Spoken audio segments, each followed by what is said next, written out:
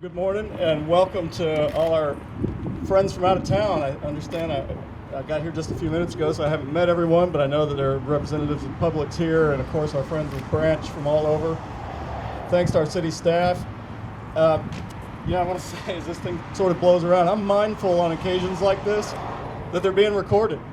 They're going to be remembered for a while. They're going to be still pictures, and in today's world, there'll probably be videos.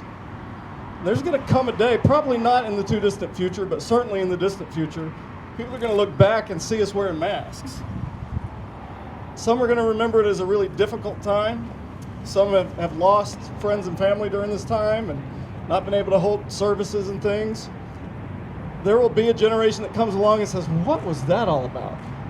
What took place then? I'm going to remember it as the time that I was mayor and I worked with our council, with our staff, with our residents, with developers and businesses like Publix, who understood that the future is coming anyway. Rather than succumb to fear, rather than hide out somewhere and wait it out, they are embracing the future. They're planning for it, they're building for it, they're anticipating consumer needs and wants into the future. They're taking risks, personal risks, business risks, financial risks, and Branch and Publix are doing that right here in Tucker. $25 million in the middle of a pandemic. We're about to go break ground because the future is coming. And we're going to benefit from their willingness, their ability to look to the future, to plan for it now while times are hard, so that we'll benefit from it when times are much better and we've sort of forgotten how difficult this time was. So we're grateful to them.